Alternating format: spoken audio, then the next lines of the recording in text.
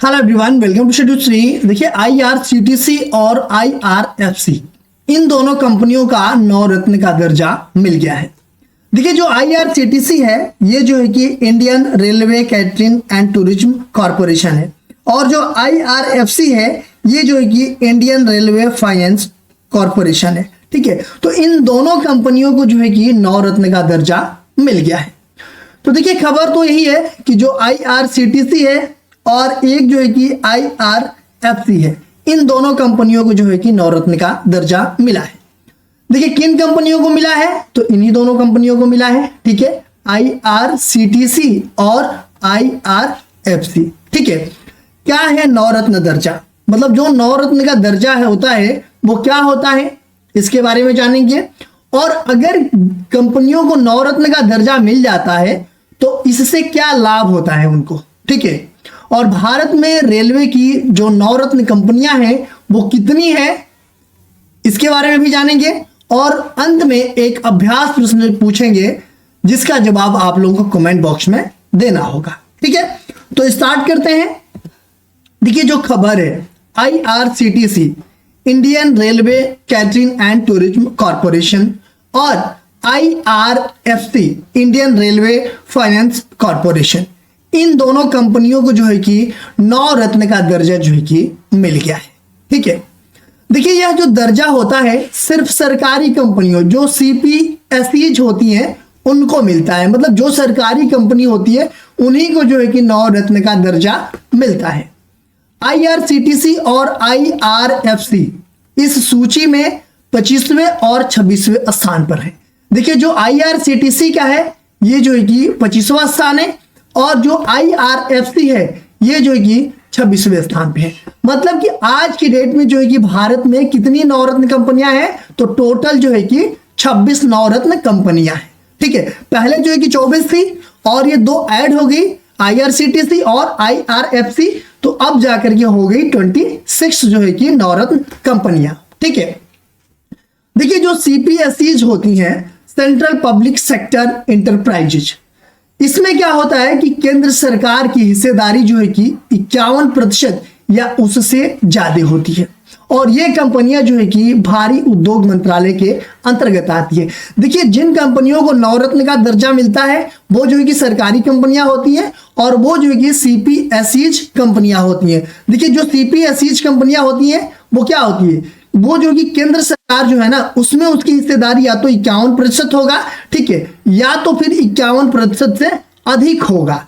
इन कंपनियों में जो सीपीएसईज कंपनियां होती है, जो सरकारी कंपनियां होती है, उसमें जो है कि 51% या 51% से अधिक जो है कि केंद्र सरकार की हिस्सेदारी होती है। और ये जो कंपनियां होती हैं ये जो है कि भारी उद्योग मंत्रालय के अंतर्गत आती है, और इन्हीं कंपनियों को जो है कि नवरत्न का दर्जा मिलता है। अब हम बात कर लेते हैं आईआरसीटीसी के बारे में, जो Indian railway catering and tourism corporation है। ये जो है कि भारतीय रेलवे की ऑनलाइन टिकट बुकिंग सेवा प्रदान करती है। देखिए आप लोगों ने कभी अगर ऑनलाइन टिकट करी होगी, ठीक है, अगर रेलवे के साइट पे जाकर के, बाकी आजकल तो पेटीएम वगैरह हो गया या फिर मतलब बहुत सारे हैं साइट, बाकी लास्ट में जो है कि इन्हीं के साइट पे हो जाता है, वो अलग से मतलब उसका इंटरफेस जैसे पेटीएम हो गया या फिर और कोई हो गया, लेकिन लास्टली जो है कि जो टिकट होता है वो आईआरसीटीसी से ही होता है। तो ये इससे क्या होता है कि इससे टिकट बुकिंग सेवा जो है कि ये प्रदान करती है आईआरसीटीसी। रेलवे स्टेशनों और ट्रेनों में जो खान पान की सुविधा होती है, कैटरिंग की सुविधा, या तो स्टेशन पे हो या फिर ट्रेन के अंदर हो, ये सब सुविधा जो है कि आईआरसीटीसी ही प्रोवाइड कराती है। भारतीय रेलवे के लिए टूर पैकेज, अगर मान लीजिए आप कहीं घूमने जा रहे हैं तो जो टूर पैकेज है वो भी ये प्रदान करती है। ठीक है, जो आईआरसीटीसी है, इसकी स्थापना कब हुआ था, तो इसकी स्थापना 1999 में हुआ था। और इसका मंत्रालय कौन सा है, मतलब किस मंत्रालय के अंतर्गत आता है, तो ये भारतीय रेलवे मंत्रालय, मतलब कि मिनिस्ट्री ऑफ रेलवे के अंतर्गत आता है आईआरसीटीसी। ठीक है, अब हम बात करते हैं आईआरएफसी के बारे में, ठीक है, जो कि इंडियन रेलवे फाइनेंस कॉरपोरेशन है। भारतीय रेलवे के लिए ये धन जुटाने का काम करता है। जो भी फंड होता है रेलवे के लिए वो कौन जुटाता है, तो IRFC Indian railway finance corporation, ये जो है कि भारतीय रेलवे के लिए फंड जुटाने का काम करता है। घरेलू हो या फिर विदेशी हो, इन बैंकों से ये कर्ज लेकर के भारतीय रेलवे के जो भी प्रोजेक्ट्स होते हैं उसके लिए ये फंडिंग का काम करता है। ठीक है, कौन? IRFC, घरेलू हो या विदेशी हो, इन बैंकों से कर्ज लेकर के भारतीय रेलवे के जो भी प्रोजेक्ट्स होते हैं उनके लिए ये फंडिंग का काम करता है। भारतीय रेलवे को इंफ्रास्ट्रक्चर के लिए पैसा उपलब्ध कराता है ये IRFC, और ये भी जो है कि भारतीय रेलवे मंत्रालय के अंतर्गत आता है, और इसका जो पंजीकरण है ये भारतीय रिजर्व बैंक के तहत एक वित्तीय कंपनी मतलब कि NBFC IFC के अंतर्गत हुआ था। तो इन दोनों कंपनियों के बारे में जान गए, IRCTC और IRFC के बारे में। अब हम बात करते हैं कि क्या है नवरत्न का दर्जा। जो नवरत्न का दर्जा प्राप्त होता है वो क्या है? तो केंद्र सरकार द्वारा जो संचालित बड़ी कंपनियां होती हैं CPSEs, इसके बारे में हमने बताया कि CPSEs कंपनियां वो होती हैं जिसमें 51% जो है कि केंद्र सरकार का हिस्सा होता है या फिर इससे अधिक होता है। ठीक है, तो CPSEs को दिया जाने वाला एक विशेष दर्जा है, इन्हीं कंपनियों को मिलता है नवरत्न का दर्जा। जो CPSEs होते हैं मतलब जिन कंपनियों में जो भारत का हिस्सेदारी है, केंद्र सरकार की हिस्सेदारी है, वो 51% होती है या फिर 51% से अधिक होती है, उन्हीं को जो है कि नवरत्न का दर्जा मिलता है। देखिए, अगर नवरत्न का दर्जा मिलता है तो ये क्या है कि बिना अनुमति बड़े फैसले लेने के लिए आजाद होती हैं। मान लीजिए अगर ये कंपनियां नवरत्न नहीं है तो इसमें क्या होता है कि सरकारी कंपनियां होती हैं, तो अगर ये कुछ फैसला लेती है तो सरकार से परमिशन लेना पड़ता है।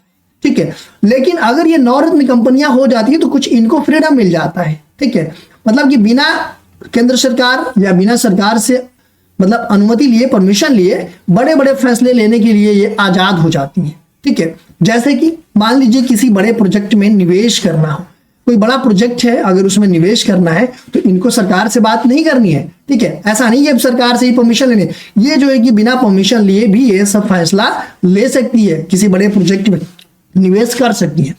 अगर वही अंतर्राष्ट्रीय स्तर पर व्यापार करना है, मान लीजिए विदेशों में व्यापार करना है इस कंपनी को, तो उसमें भी जो है कि सरकार से परमिशन लेने की जरूरत नहीं है, इतना फ्रीडम मिलता है कि ये जो है कि अंतर्राष्ट्रीय स्तर पे भी ये अपना कारोबार व्यापार कर ले। अन्य कंपनियों के साथ साझेदारी करना, अगर किसी कंपनी के साथ साझा करके कोई काम करना चाह रही है तो इसमें भी इनको परमिशन लेने की जरूरत नहीं है सरकार से। ये जो है कि बिना परमिशन लिए हुए मतलब इतना फ्रीडम मिलता है कि किसी कंपनी के साथ ये साझेदारी करके अपना काम आगे ले जा सकती है। किन कंपनियों को मिलता है दर्जा? तो कोई भी CPSEs कंपनी जो होती है तभी नवरत्न बन सकती है जब पहले से वो मिनी रत्न कंपनी हो।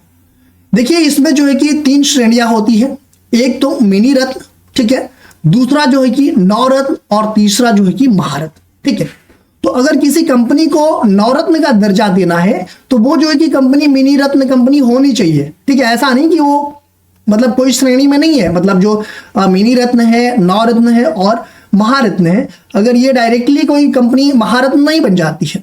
सबसे पहला इसका चरण होता है मिनी रत्न। ठीक है, अगर मिनी रत्न वो कंपनी है तभी जाकर के वो नवरत्न कंपनी बन सकती है। अगर मिनी रत्न कंपनी नहीं है तो डायरेक्टली ये नवरत्न कंपनी नहीं बन सकती है। ठीक है, तो इसमें जो है कि नवरत्न तभी बनेगी जब पहले से ये मिनी रत्न कंपनी हो, यानी कि कंपनी जो है कि अच्छे मुनाफे में हो, फायदे में हो। ये नहीं कि कंपनी कोई दिवालिया घोषित हो चुकी है या फिर मतलब बहुत घाटे में जा रही है और उस कंपनी को हम नवरत्न कंपनी बना दें, ऐसा नहीं होता है। ठीक है, कंपनी अगर अच्छे मुनाफे में है तभी जाकर के वो नवरत्न कंपनी बन सकती है, नहीं तो नहीं बन सकती है। कंपनी की जो वित्तीय स्थिति होती है, फाइनेंशियल कंडीशन होता है, वो काफी मजबूत होता है, यानी कि कंपनी का जो नेट प्रॉफिट होता है वो जो है कि अच्छा होना चाहिए। ठीक है, तभी जाकर के जो है कि वो नवरत्न कंपनी बन सकती है। कंपनी की जो कुल संपत्ति है, नेट वर्थ है, वो जो है कि अधिक होना चाहिए। ठीक है, तब जाकर के जो है कि ये कंपनियां नवरत्न कंपनी बन सकती हैं। और शेयर बाजार जो है कि उसमें जो है कि इसका अच्छा प्रदर्शन हो, ये नहीं कि मतलब ये घाटे में जा रही है, शेयर बाजार में भी ये अच्छा प्रदर्शन कर रही है, तभी इस कंपनियों को नवरत्न का दर्जा मिलता है। पिछले 5 से 3 वर्षों तक ये जो है कि उत्कृष्ट या बहुत अच्छा प्रदर्शन हो उस कंपनी का, अगर पिछले 3 साल और 5 साल देखा जाए तो इस कंपनी का जो प्रदर्शन है या तो उत्कृष्ट होना चाहिए या तो फिर बहुत अच्छा प्रदर्शन होना चाहिए, तब जाकर के इसको नवरत्न का दर्जा मिलता है। कंपनी के बोर्ड में कम से कम 4 स्वतंत्र निदेशक होने चाहिए। ठीक है, कंपनी का जो बोर्ड है उसमें से कम जो है कि 4 जो है कि स्वतंत्र निदेशक होने चाहिए, तब जाकर के जो है कि नवरत्न का दर्जा मिलता है कंपनियों को। क्या होंगे फायदे? अगर मान लीजिए नवरत्न कंपनी बन गई तो इसके कुछ फायदे भी होंगे, तभी तो नवरत्न कंपनियां बनती हैं, महारत्न कंपनियां बनती हैं। तो इनके फायदे ये है कि निवेश और खर्च की स्वतंत्रता होती है। मतलब इसमें कितना निवेश करना है, ठीक है, और खर्च करना है, उसमें थोड़ा बहुत जो है कि छूट मिल जाता है, थोड़ा बहुत जो है कि फ्रीडम मिल जाता है, सरकार से परमिशन लेने की जरूरत नहीं है। कितना छूट मिलता है इसमें, कितना? तो अब जो है कि IRCTC हुआ या फिर IRFC हुआ, सरकार के बिना अनुमति के लिए लगभग 1000 करोड़ तक का निवेश कर सकती है। ठीक है, कितने करोड़ का? तो 1000 करोड़ रुपए का निवेश कर सकती है। इतना तो निवेश कर सकती है, मतलब इतना तो स्वतंत्रता है। ठीक है, ऐसा नहीं कि मतलब अब इससे अधिक खर्च करना पड़े, इसको अधिक निवेश करना पड़े। तो हो सकता है कि केंद्र सरकार से परमिशन लेना पड़े, लेकिन इतने तक का अगर निवेश करना है 1000 रुपए करोड़ का, तो इसमें जो है कि किसी से परमिशन लेने की जरूरत नहीं है, ये आराम से निवेश कर सकती है।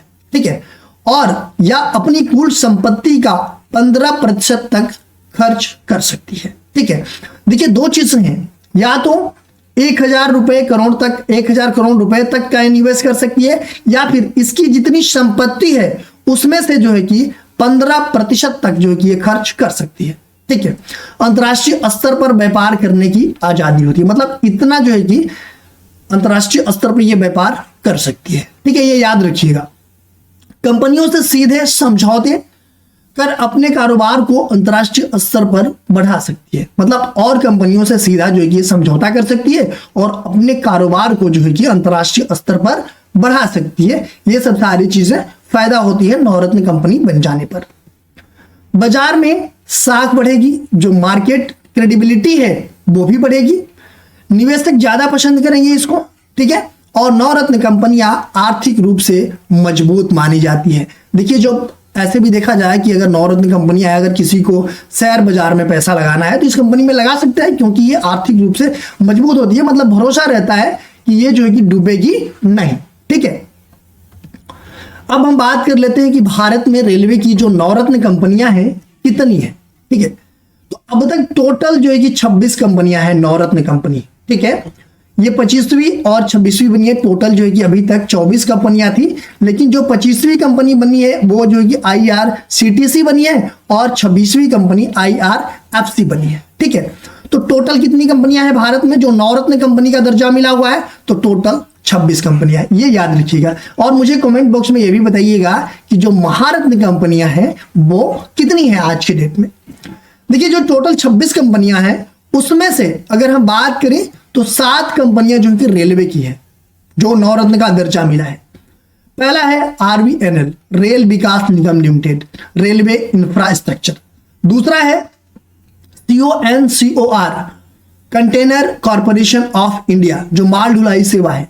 ठीक है, ये सब अलग अलग कंपनियां हैं। हमें लगता है ना कि ये रेलवे की सब सारी है, माल ढुलाई सेवा या रेलवे इंफ्रास्ट्रक्चर तैयार करना या रेलवे प्रोजेक्ट कंसल्टेंसी, ये सब सारी चीजें अलग अलग कंपनियां हैं। हमें लगता है कि ये रेलवे में है तो रेलवे का मतलब एक ही कंपनी है और ये सब सारी चीजें चल रही है, बट ये कंपनियां RVNL, रेल विकास निगम लिमिटेड, जो कि रेलवे इंफ्रास्ट्रक्चर देखती है। CONCOR, container corporation of limited, ये माल ढुलाई सेवा देखती है, ये भी नवरत्न कंपनी, मतलब इनको दर्जा प्राप्त है। फिर rights limited, railway project consultancy. IRCON international limited, railway और हाईवे निर्माण, इसको भी नवरत्न का दर्जा प्राप्त है। RailTel corporation of limited, railway में जो इंटरनेट सुविधा और संचार सेवाएं हैं इसको भी जो है कि नवरत्न का दर्जा प्राप्त है।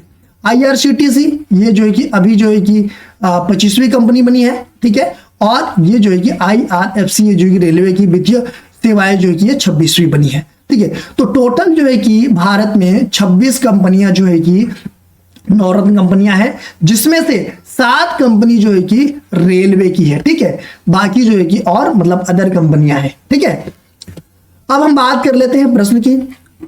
नवरत्न दर्जा प्राप्त कंपनियां सरकार से बिना अनुमति के कितने तक का निवेश कर सकती है? 500 करोड़ रुपए, 1000 करोड़ या कुल संपत्ति का 15%, 2000 करोड़ रुपए और कोई सीमा नहीं। देखिए इसमें पूछा जा रहा है, ठीक है, कि जो नवरत्न कंपनियां होती हैं वो सरकार से बिना परमिशन लिए कितने तक का निवेश कर सकती हैं। पहला ऑप्शन है 500 रुपए करोड़, 1000 रुपए करोड़ या कुल संपत्ति का 15%, या 2000 करोड़, या फिर कोई सीमा नहीं। तो अगर इस वीडियो को ध्यान से आप सुने होंगे तो जरूर इसका कमेंट बॉक्स में आंसर देंगे और एक लाइक जरूर करेंगे वीडियो देखने के बाद से। अगर यूट्यूब पे नए हैं तो आप चैनल को सब्सक्राइब कीजिएगा और अपने दोस्तों में शेयर जरूर कीजिएगा।